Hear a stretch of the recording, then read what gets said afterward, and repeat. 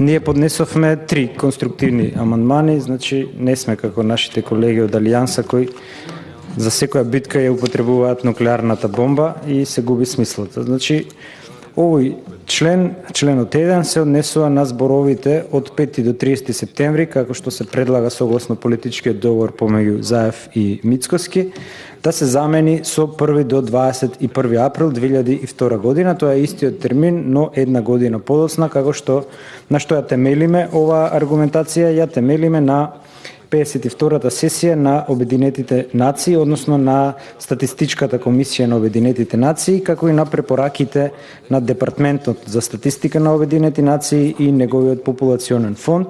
Впрочем, во февруари 2021, сега пред месец дена, е одржана сесија на која што имаат присуствувано преку 100 еминентни експерти од различни организации ширум светот и тие во препораките на крајот од сесијата заклучуваат дека најдобро е пописите да се одржат една година, во меѓувреме да се работи на подобрување на базите за податоци за во иднина да не се случуваат тет-а-тет овакви класични пописи, туку повеќе да се оди кон електронски пописи врз основа на регистри. Значи тоа е првиот аргумент, тоа е можам да го наречам меѓународен аргумент. Вториот би бил здравствениот аргумент, бидејќи немаме гаранции со ова темпо на имунизација дека ќе се стигне до септември да се изимунизира целото население, тоа е здравствениот аргумент. И третиот би бил политичкиот аргумент, зашто сметаме дека една година би требало да биде одлагањето, а не само неколку месеци. Впрочем, тоа компаративно го направија Шкотска и Ирска.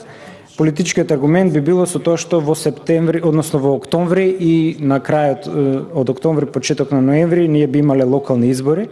Согласно вака поставениот закон, според мене за партизација на комисиите, оние реонски комисии, секретарот на општината кој што делегира член, во таков случај во овие констелации би имало само членови од СДСМ и ДУИ, и тоа повторно не би бил инклузивен процес. Зошто? Затоа што сега статистички најголемиот број од општини се владеани од овие две партии, додека после локалните избори би било помешано со тенденција опозицијата да има повеќе градоначалници или советнички места. Од тој аспект би бил поинклузивен процесот и би бил процес во кој што би влеал доверба од страна на сите политички чинители, вклучително и од страна на опозиционите партии. Значи тоа би биле трите главни аргументи за усвојување на овој амандман. Ви благодарам. Благодарам, председателе. Значи, амандманот се однесува на членот 2 во предложениот рогацијски закон, кој што предлагаме да се измени во насока со денот кога ќе влезе во сила овој закон. Тоа би било веројатно утре, бидејќи нема вакацио легис, да престане само попишувањето на лицата државјани на Република Македонија кои се на привремета работа или престој во странство, а Заводот за статистика да ја отстрани од својот вебсајт апликацијата за самопопишување. Зошто ова го предлагаме? Затоа што сметаме дека е во склад со препораките на Обединетите нации и методологијата на Евростат. Впрочем, само попишување на дијаспора е нов македонски изум, феномен во компаративната статистика, кој што е неподатлив за статистичко операционализирање во иднина. Да, тоа може да биде некоја евиденција која државата би ја имала со цел да знае колку гастарбајтери има, каде има организирана дијаспора и слично, но тоа би бил некој регистар на дијаспора кој нема врска со статистичкото планирање на резидентното население.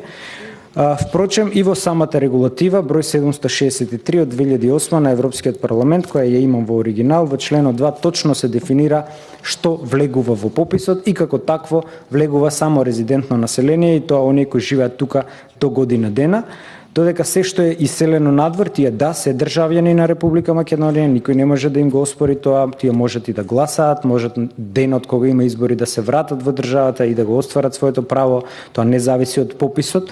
Меѓутоа, да ги планираме тие луѓе за нашите економски, демографски, било какви политики е сулудо, затоа што тие луѓе без оглед на етничката припадност нивна, тие луѓе не партиципираат тука, тие луѓе не плаќаат данок тука, така што не можеме да ги вброиме во нашите регионални планирања за регионален развој и така онака како што го зборуваше тоа премиерот. Од тие причини ние предлагаме комплетно, не наместо да се пролонгира до септември, комплетно обратно да се укине само попишувањето, досега собраните податоци да се искористат за статистички цели на државата, но никако да не можат да влезат во официјалните статистички податоци.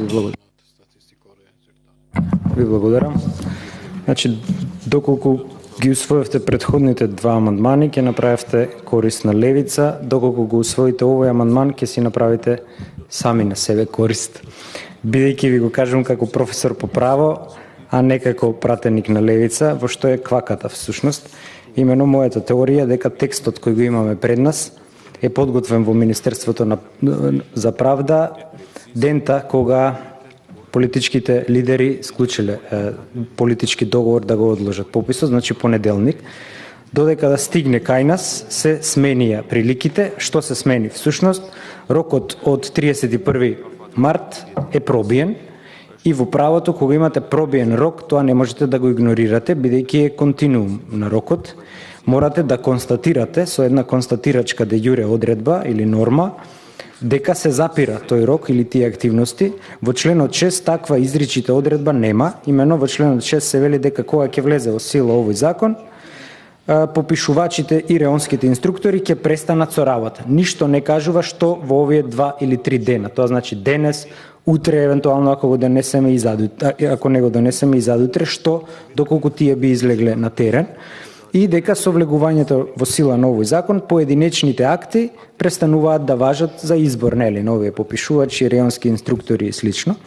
Значи, изостанува од законскиот текст експресис вербис норма која изрично ќе каже дека кога ќе влезе во сила овој закон, тоа може би да биде утре, веројатно денеска нема да биде, утре без вакацио легис со денот на објава влегува во сила овој закон и нема изричита одредба, а тоа е одредбата која се предлага со овој амандман, а тоа е дека со влегување во сила на овој закон се прекинуваат и се запираат сите теренски активности на Државниот завод за статистика.